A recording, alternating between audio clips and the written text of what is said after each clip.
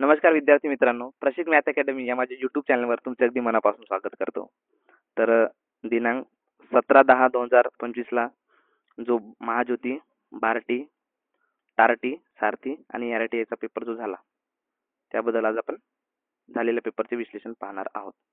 Okay. So पहिलाच प्रश्न होता. आता इथे बघा, मल्टिपल शिफ्ट झाल्या 1, 2, 3 शिफ्टचे मिक्सअप क्वेश्चन आहे. सो एक स्पेसिफिक शिफ्टचे ते प्रश्न आहेत. सो त्या अनुषंगाने तुम्ही सगळ्या गोष्टी पाहून घ्या. ओके. सो पहिलाच प्रश्न होता की शिवाजी महाराजांची राजमुद्रा कोणत्या भाषेत होती? ठीक आहे. शिवाजी महाराजांची राजमुद्रा कोणत्या भाषेत होती? तर शिवाजी महाराजांची राजमुद्रा ही संस्कृत भाषेत होती. कोणत्या भाषेत होती? तर संस्कृत भाषेत होती. ओके. त्यानंतर नेक्स्ट क्वेश्चन, तिसरे पानिपतचे युद्ध ठीक आहे कधी झाले याच्यावरती प्रश्न होता. तर तिसरे पानिपतचे युद्ध हे 14 जानेवारी 1761 रोजी मराठा साम्राज्य आणि अफगाण शासक अहमद शाह अब्दाली यांच्यात झाले होते. ओके. सो हे युद्ध पानिपत हरियाणा येथे झाले. त्यात काय मराठ्यांचा पराभव झाला होता. ओके. सो तिसरे पानिपतचे युद्ध कुठे झाले होते? कधी झाले होते? तर 1761 मध्ये झाले होते. ओके. त्यानंतर माधुरी हत्तींचे कोल्हापूर प्रकरण होतं, त्याबद्दल एक प्रश्न होता. सो माधुरी काय कोल्हापूरच्या नंदिनी मठात किती वर्षाची? तर 36 वर्ष राहिलेली हत्तीन आहे. ओके. तिचे आरोग्य आणि मानसिक स्थिती बिघडल्यामुळे तिला गुजरातमधील कुठे वंतारा येथे हलवण्यात आले. तिच्या स्थलांतरामुळे काय कोल्हापूरच्या लोकांमध्ये तीव्र भावना निर्माण झाल्या आणि तिची काळजी घेण्यासाठी व पुनर्वसनासाठी वंतारा संस्था मदत करत आहे. ओके. सो माधुरी हत्तीनी बद्दल एक प्रश्न होता. आता नेमकं ते नंदिनी मठात राहत होती की 36 वर्ष तिचे वय विचारले होते, हे याबद्दल तुम्ही मला कमेंट बॉक्समध्ये कमेंट करून सांगा. ओके.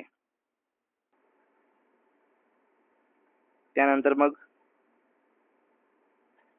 ग्रामपंचायतचे मुख्य कोण असतात? ओके. याचा प्रश्न होता. ग्रामपंचायतचे मुख्य कोण असतात? तर ग्रामपंचायतीचे मुख्य सरपंच असतात. ओके. जे कार्यकारी प्रमुख असतात आणि गावचे प्रथम नागरिक म्हणून ओळखले जातात. ओके. ग्रामपंचायतीचे कामकाज चालवण्यासाठी सरपंचांना काय उपसरपंच आणि ग्रामसेवक मदत करतात. ओके. सो ग्रामपंचायतचे मुख्य कोण असतात? तर सरपंच हे ग्रामपंचायतचे मुख्य असतात. त्यानंतर प्रश्न होता की फिलिप्स वक्र हे अर्थशास्त्रीय म्हणजे फिलिप्स वक्र हे कशा संबंधित आहे? तर फिलिप्स वक्र हे कशा संबंधी आहे? तर बेरोजगारी आणि चलनवाढ यांच्यातील काय व्यस्त संबंध दर्शवते. बेरोजगारी आणि काय चलनवाढ यांच्यातील व्यस्त संबंध कोण दर्शवते? तर फिलिप्स वक्र हे दर्शवते. ओके. त्यानंतर मग गौतम बुद्धांच्या वडिलांचे नाव काय होते? हा प्रश्न होता. गौतम बुद्धांच्या वडिलांचे नाव काय होते? तर काय होते? राजा शुद्धोधन हे गौतम बुद्धांच्या वडिलांचे नाव होते. त्यानंतर नेक्स्ट क्वेश्चन होता, आंतरराज्य परिषद बद्दल प्रश्न होता. तर आंतरराज्य परिषद हे कोणत्या कलमांतर्गत येते? तर संविधानाच्या कलम 263 अंतर्गत स्थापन केलेली काय संवैधानिक संस्था आहे. ओके. जिचे अध्यक्ष कोण असतात? पंतप्रधान हे त्याचे अध्यक्ष असतात आणि समितीमध्ये सर्व राज्य आणि विधानसभा असलेल्या केंद्रशासित प्रदेशांचे मुख्यमंत्री आणि काय इतर केंद्रीय मंत्र्याचा समावेश असतो. ओके. सो आंतरराज्य परिषद ही भारतीय संविधानाच्या कोणत्या कलमा अंतर्गत येते? तर कलम 263 अंतर्गत येते. ओके. त्यानंतर प्रश्न होता की राज्याच्या महाधिवक्ता यांची नियुक्ती कोण करतात? ओके. प्रश्न काय होता? ही राज्याच्या महाधिवक्ता यांची नियुक्ती कोण करतात? तर त्यांची नियुक्ती कोण करतात? राज्यपाल हे त्यांची नियुक्ती करतात. ओके. सो भारतीय संविधानाच्या कोणत्या कलमा अंतर्गत महाधिवक्ता पद येते? तर कलम 165 नुसार महाधिवक्ता हे पद राज्यघटनेमध्ये समाविष्ट केलेले आहे. ओके. राज्यपाल राज्यासाठी महाधिवक्ता म्हणून अशा व्यक्तीची नेमणूक करतात जे उच्च न्यायालयाचे न्यायाधीश म्हणून नियुक्त होण्यास पात्र आहेत. ओके. त्यानंतर प्रश्न होता, जपानच्या Sumitomo Mitsui banking corporation SMBC ज्याला म्हणतो आपण ने यस बँकेत किती टक्के हिस्सेदारी मिळवली आहे? तर 24.22% हिस्सेदारी मिळवली आहे. तर किती टक्के हिस्सेदारी मिळवली होती असा एक प्रश्न होता. सो 24.22% काय हिस्सेदारी मिळवली आहे. कोणी? जपानच्या सुमितोमो मित्सुई बँकिंग कॉर्पोरेशनने. ओके. कुठे? तर यस बँकेमध्ये. त्यानंतर प्रश्न होता की वन्यजीव संरक्षण कायदा कधी अंमलात आला? तर तो कधी आला? 1972 मध्ये वन्यजीव संरक्षण कायदा अंमलात आला. त्यानंतर इंटरनॅशनल मॉनिटरी फंड ठीक आहे ज्याला IMF म्हणतो, आंतरराष्ट्रीय नाणेनिधी ठीक आहे, तर त्याचा हेडक्वार्टर कुठे असा प्रश्न होता. तर त्याचा हेडक्वार्टर कुठे आहे? तर वॉशिंग्टन DC येथे IMF चे हेडक्वार्टर आहे. ओके. त्यानंतर नेक्स्ट क्वेश्चन, राष्ट्रीय विकास परिषदेची स्थापना कधी झाल्याचा प्रश्न होता. राष्ट्रीय विकास परिषदेची स्थापना कधी झाली तर कधी झाली 6 ऑगस्ट 1952 रोजी राष्ट्रीय विकास परिषदेची स्थापना झाली. नॅशनल डेव्हलपमेंट काउन्सिल कधी स्थापना झाली तर 1952 रोजी स्थापना झाली. त्यानंतर मग सम्राट अशोक यांच्या नावाचा उल्लेख काय होता? ठीक आहे, त्यांचं म्हणजे टोपण नाव ज्याला आपण म्हणतो, ठीक आहे, नावाची उपाधी वगैरे. सो पियादसी हे काय सम्राट अशोक याला दिलेले एक पदवी नाव होते, ज्याचा अर्थ काय दयाळूपणे पाहणारा असा होतो. सम्राट अशोकाने स्वतःसाठी कोणत्या नावाचा उपाधीचा वापर केला होता तर देवनाम प्रिया पियादसी. काय कोणत्या उपाधीचा वापर केला होता सम्राट अशोकाने स्वतःसाठी तर देवनाम प्रिया पियादसी याच्यावरती प्रश्न होता. ओके, सो अशोक सम्राटने स्वतःसाठी जी उपाधी दिली होती ती कोणती होती तर देवनाम प्रिया पियादसी. ओके, त्यानंतर प्रश्न होता की HDFC लाईफ इन्शुरन्स कंपनी लिमिटेडच्या व्यवस्थापकीय संचालक आणि CEO, ठीक आहे, मुख्य कार्यकारी अधिकारी म्हणून कोणाची नियुक्ती करण्यात आली होती तर 2018 पासून कोण आहेत तर विभा पडळकर. ह्या काय आहेत तर तिथल्या CEO आणि व्यवस्थापकीय संचालक मॅनेजिंग डायरेक्टर आहेत. कोण? विभा पडळकर. त्यानंतर मग 2030 पर्यंत कोणता जिल्हा, ठीक आहे, भारतामधील कोणता जिल्हा रेबीज मुक्त करण्याचे उद्दिष्ट ठेवलेले आहे? कोणत्या राज्याने म्हणजे कोणत्या जिल्ह्याने 2030 पर्यंत रेबीज मुक्त करण्याचे उद्दिष्ट ठेवले तर कोणी? मुंबईने काय ठेवले तर हे उद्दिष्ट ठेवले रेबीज मुक्त करण्याचं. सो याच्यामध्ये मग बृहमुंबई महानगरपालिका BMC आणि काही मिशन रेबीज यासारख्या जागतिक भागीदारांनी त्यांचा काय सहभाग आहे याच्यामध्ये. ओके, त्यानंतर प्रश्न होता की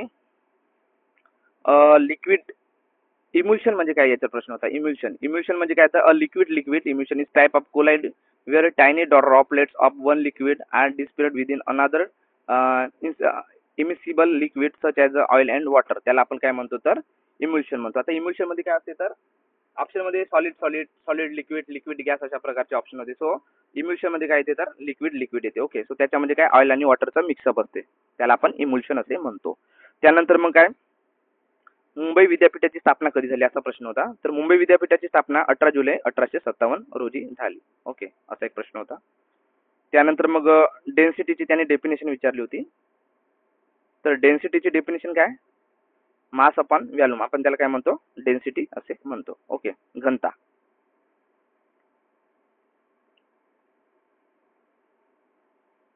ओके, त्यानंतर प्रश्न होता आपल्याला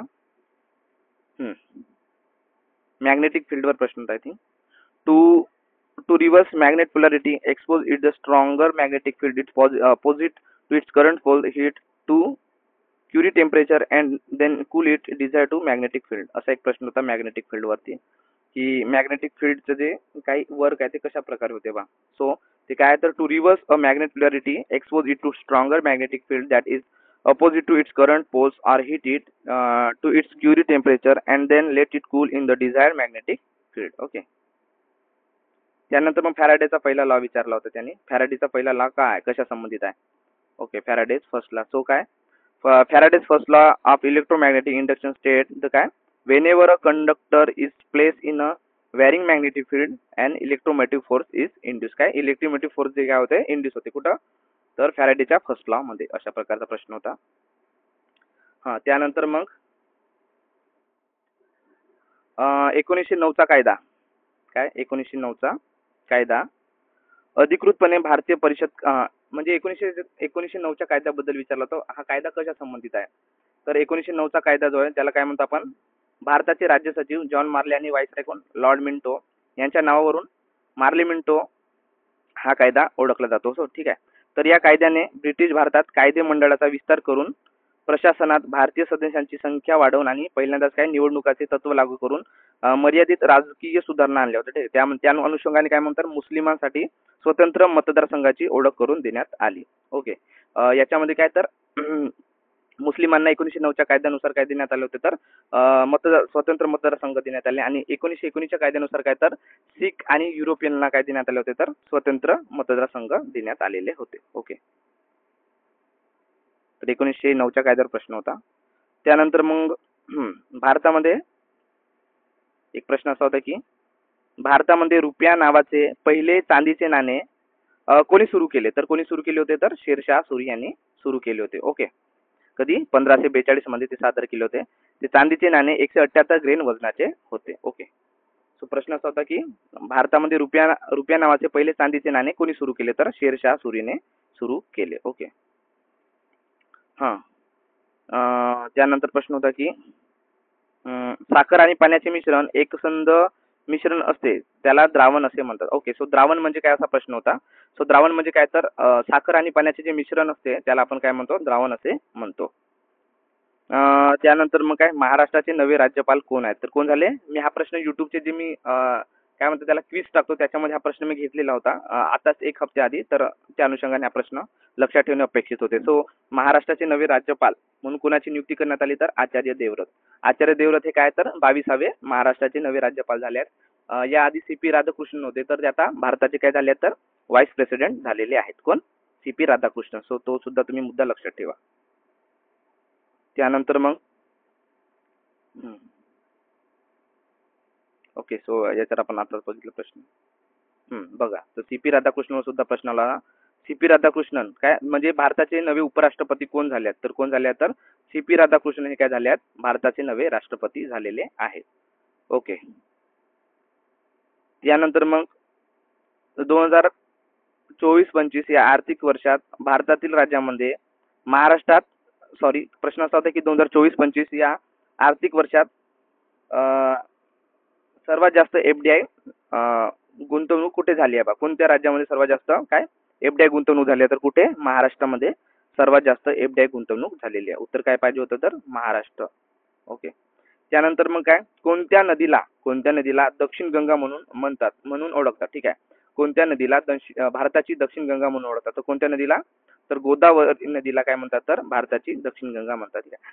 ठीक आहे. तर दक्षिणेकडील गंगा कोणाला म्हणतात, तर ते कावेरी नदीला म्हणतात. ठीक आहे. भारताची दक्षिणेकडील गंगा कोण आहे, तर भारताची दक्षिणेकडील गंगा ही आपला दक्षिणेकडील गंगा जी आहे ती कोण आहे, तर कावेरी नदी आहे. आणि दक्षिण गंगा कोण आहे, तर गोदावरी नदी काय दक्षिण गंगा आहे.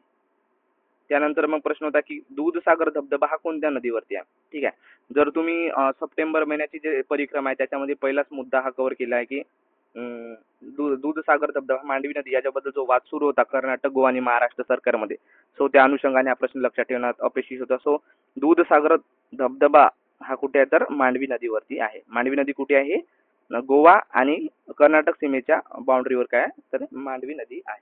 ओके. त्यानंतर मग काय, तर खूप सोपी प्रश्न होता की ताडोबा अंधारी व्याघ्र प्रकल्प कोणत्या जिल्ह्यात आहे, तर कुठे आहे, चंद्रपूर जिल्ह्यामध्ये ताडोबा अंधारी व्याघ्र प्रकल्प आहे. ओके. नंतर प्रश्न होता की महाराष्ट्रातील पहिले अभयारण्य महाराष्ट्रातील पहिले अभयारण्य जे राधानगरी आहे कशासाठी प्रसिद्ध आहे, तर कशासाठी आहे, गवासाठी काय प्रसिद्ध आहे. ओके. त्याला आपण काय म्हणतो, दाजीपूर अभयारण्य सुद्धा म्हणतो. स्थापना कधीची आहे, तर 1958 ची स्थापना आहे. त्यानंतर प्रश्न होता जगातील सर्वात मोठे गोड्या पाण्याचे सरोवर क्षेत्रफळानुसार कोणते आहे, तर क्षेत्रफळानुसार सर्वात मोठे गोड्या पाण्याचे सरोवर कोणते आहे, तर सुपेरियर सरोवर हे काय गोड्या पाण्याचे सर्वात मोठे सरोवर आहे. ठीक आहे. त्यानंतर मग काय भारतातील आसाम राज्याचे सर्वात मोठे नदी बेट कोणते असा प्रश्न होता, तर कोणते बेट आहे, माजुली बेट काय, तर भारतातील आसाम राज्यातील सर्वात मोठे नदी बेट आहे. ओके. त्यानंतर मग महाराष्ट्रामध्ये किती प्रशासकीय विभाग आहे याच्यावरती प्रश्न होता. महाराष्ट्रामध्ये किती प्रशासकीय विभाग आहेत, महाराष्ट्रात किती 6 प्रशासकीय विभाग आहेत. कोणकोणते, तर कोकण, पुणे, नाशिक, छत्रपती संभाजीनगर आधीचे नाव काय होते, औरंगाबाद होते, अमरावती आणि नागपूर हे काय, तर महाराष्ट्रामध्ये 6 प्रशासकीय विभाग आहेत. ओके. त्यानंतर मग तापी नदीचा उगम कुठे झाला असा प्रश्न होता. सो तापी नदीचा उगम जो आहे तो मध्य प्रदेशातील बैतूल जिल्ह्यात सातपुडा पर्वतरांगेत असलेल्या कुठे मुलताई येथे झाला. ठीक आहे. तापी नदीचा उगम कुठे झाला, तर मध्य प्रदेशातील बैतूल जिल्ह्यात सातपुडा पर्वतरांगेत तापी नदीचा उगम झाला.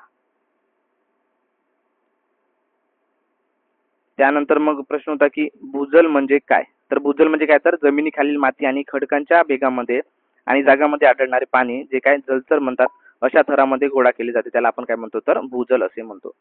त्यानंतर मग खालीलपैकी ईस्ट मध्ये काय समाविष्ट होते ते दिलं होतं.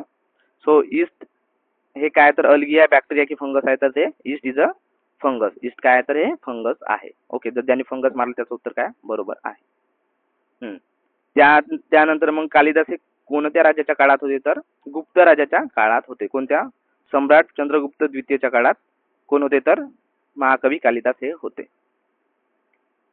त्यानंतर प्रश्न होता की भारतीय संविधानाच्या कलम भारत म्हणजे जो आपला धर्म स्वातंत्र्य आहे, ठीक आहे, आपल्या म्हणजे सद्सद विवेक बुद्धीने आपण धर्म स्वीकारू शकतो, ठीक आहे, मुक्तपणे धर्म स्वीकारू शकतो, त्याचे आचरण करू शकतो, प्रचार करू शकतो, हा अधिकार घटनेच्या कोणत्या कलमामध्ये दिला तर घटनेच्या कलम 25 मध्ये हा आपल्याला अधिकार दिलेला आहे. ओके, सो कलम 25 हे उत्तर यायला पाहिजे होतं. त्यानंतर मग काय राष्ट्रीय अल्पसंख्याक आयोग कायदा कधी लागू करण्यात आला तर कधी 1992 मध्ये हा म्हणजे 1992 चा कायदा आहे. तर लागू कधी करण्यात आला तर 17 मे 1993 मध्ये हा कायदा काय करण्यात आला तर लागू करण्यात आला. 1992 चा कायदा आहे, 1992 मध्ये लागू झाला आणि अंमलात कधी आला तर 17 मे 1993 रोजी राष्ट्रीय अल्पसंख्याक आयोग हा कायदा लागू झाला. ओके, ठीक आहे. द्रवण म्हणजे काय आताच आपण बघितलं.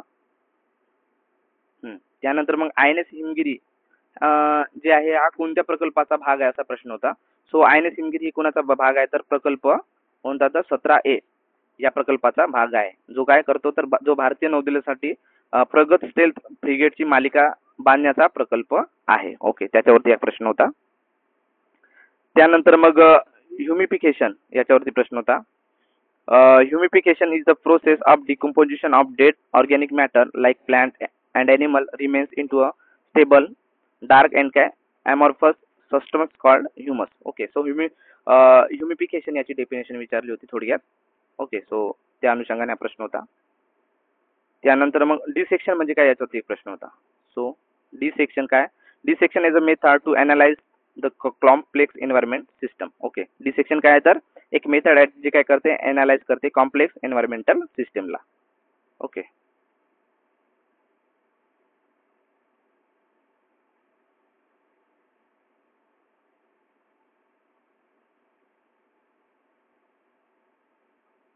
ओके, सो अशा प्रकारे जे मुलांनी मला प्रश्न पाठवले होते त्याचा मी अनालिसिस घेतला. ओके, सो आता जागा किती झाल्या, फॉर्म किती आले त्याबद्दल मी काय लवकरच व्हिडिओ घेऊन येईन. ओके, सो तुम्हाला हा व्हिडिओ आवडला असेल तर नक्कीच व्हिडिओला लाईक करा, मित्रापर्यंत शेअर करा आणि तुम्ही माझ्या चॅनलला नवीन असाल तर सबस्क्राईब करायला विसरू नका. ओके, सो लवकरच मी काय जागा कोणाला किती आल्यात, ठीक आहे, म्हणजे फॉर्म किती भरले गेले, कोणत्या बार्टीला किती फॉर्म आले, MS ला किती आले, राज्यसेवेला किती आले, कंबाईनला किती फॉर्म आले, तर त्या अनुषंगाने लवकरच मी व्हिडिओ घेऊन येईन. ओके, सो तुम्ही चॅनलवरती अपडेट राहा. धन्यवाद विद्यार्थी मित्रांनो.